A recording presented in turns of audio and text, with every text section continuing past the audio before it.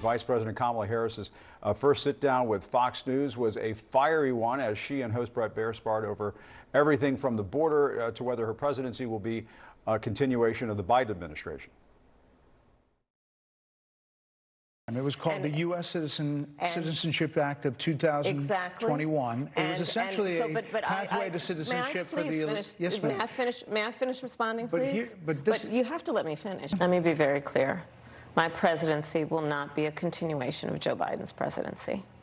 And like every new president that comes into office, I will bring my life experiences, my professional experiences, and fresh and new ideas. I represent a new generation of leadership. I hope you got to say what you wanted to say about Donald Trump.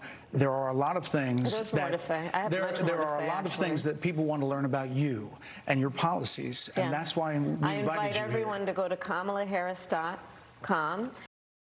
All right, with us now, CNN media correspondent Hadass Gold and CNN chief media analyst Brian Stelter. Brian, Hadass, good to see you both. I want to ask you, Brian, about this other moment between Kamala Harris and Bret Baier. It was over whether Trump, his comments about the enemy from within and so on. Let's play that and talk about it on the other side. We asked that question to the former president today. Harris Faulkner had a town hall, and this is how he responded. I heard about that. They were saying I was like threatening. I'm not threatening anybody. They're the ones doing the threatening. They do phony investigations. I've been investigated more than Alphonse Capone. He was the greatest gangster. No, it's true. No, but think of it. It's called weaponization of government. It's a terrible thing. So, Brett, I'm sorry, and with all due respect, that clip was not what he has been saying about the enemy within. It is the enemy from within, and they're very dangerous. They're Marxists and communists and fascists, and they're sick. I use a guy like Adam Schiff because they made up the Russia hoax. It took 2 years to solve the problem. Absolutely nothing was done wrong, et cetera, et cetera. They're dangerous for our country. We have China, we have Russia, we have all these countries. If you have a smart president, they can all be handled. The more difficult are, the Pelosi's, these people, they're so sick and they're so evil.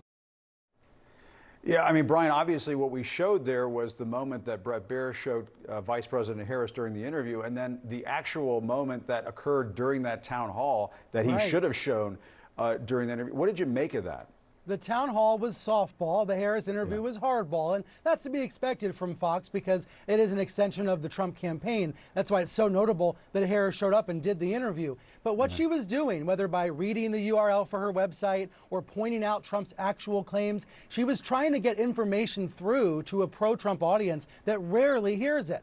There's these excuses being made for Trump's enemies' comments. People like, even on this network are sometimes pretending that Trump's only talking about Marxists and communists. That's not true. He's talking about Democratic politicians, media companies, tech companies. Trump is very clearly threatening to exact retribution if he's elected next year. And I think it's notable that Harris was going on Fox, going into the Fox den and trying to make Fox viewers hear it for themselves.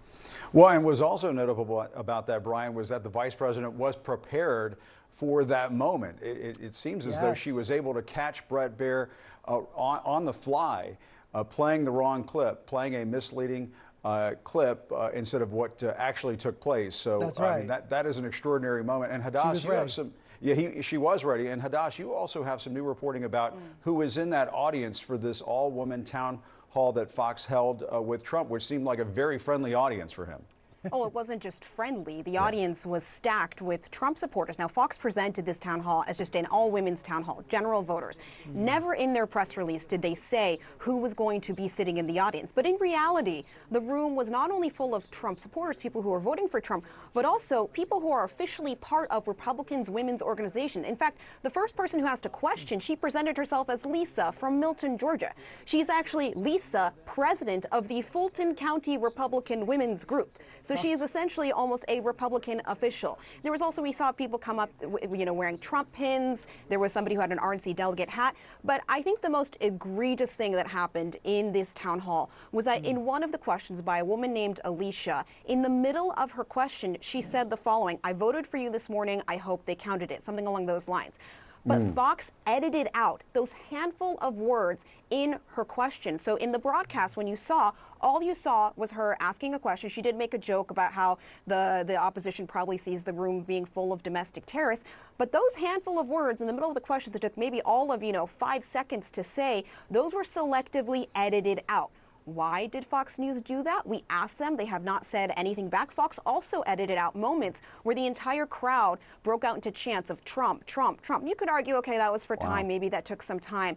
But the reason we actually know that this happened is because CNN has an embed. Kate Sullivan, who travels with Trump, and she was there listening to this event live. She recorded it live. And that's where we are able to see the contrast between what was edited out and what was kept in. Now, it's not a problem necessarily to have a town hall with a bunch of Trump supporters or Republicans. That's fine. Sure. The issue is that Fox never disclosed this, not in their press release announcing the town hall. Harris Faulkner never said it on air. And anybody who got up and asked a question, they never said, I'm president of this Republican group. Contrast that with the Univision town hall, where they did say, I'm a registered Republican, I'm a registered this, I voted for you in the past. That's the difference, and that's why that disclosure matters, because a regular voter is watching saying, oh, these women, they're just a bunch of regular voters out there. They were not just regular voters. Yeah, they could have called it a pep rally instead of a town hall. And Brian, I want to play this moment from Univision's town hall with Trump, which was more like a town hall. Exactly. When a voter confronted him, it was fascinating. Let's watch. I want to give you the opportunity to try to win back my vote. Okay.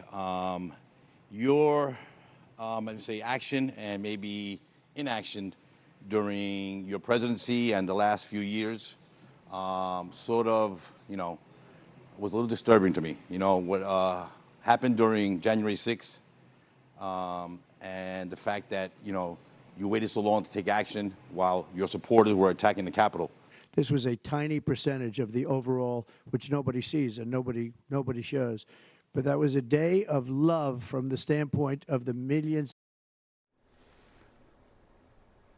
A day of love. I mean, a couple of things to point out here, Brian. I mean, obviously, Trump continues to lie about what took place on January 6th. I mean, that's astonishing. But we can't play the entire clip. But during that clip, and I don't know if you picked up on this, Brian, I'm sure you did, when they showed the audience listening to Trump responding to that man, you could see there are women shaking their heads saying, I don't believe anything that he's saying. I mean, this was a pretty powerful moment. You don't see Trump confronted like this by voters very often. The audience was also very skeptical when he started lying about Springfield, Ohio. That's what made this a legitimate town hall. And I wish we could see Trump and Harris do one of these real town halls every day between now and Election Day. We know Harris has agreed to a CNN town hall next week. Trump has not. That offer is on the table, but the window is closing, and Trump has not agreed. I suspect he's not going to do many more of these events because Univision did not go well for him. And I also suspect, Jim, that clip of him saying January 6th was full of love is going to be in a Harris campaign ad sooner rather than later. Yeah, and Brian mentioned this, Hadas, this moment where Trump was asked about the false claims that he keeps peddling about Haitian migrants eating pets. I mean, it's amazing how he will stubbornly hang on to a lie like he's holding on for dear life. But that's what he did, and let's watch. I was just saying what was reported. That's been reported.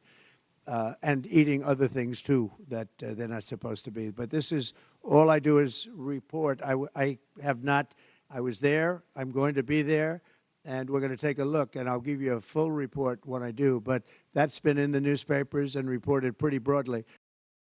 Yeah, I'm sorry, I'm trying not to crack a smile here, but I mean, Hadas, when he says that it's been in the news, it's been in the newspapers, that Haitians are eating cats and dogs in Springfield, that is not true. And it makes you question, what is he watching? What is he reading?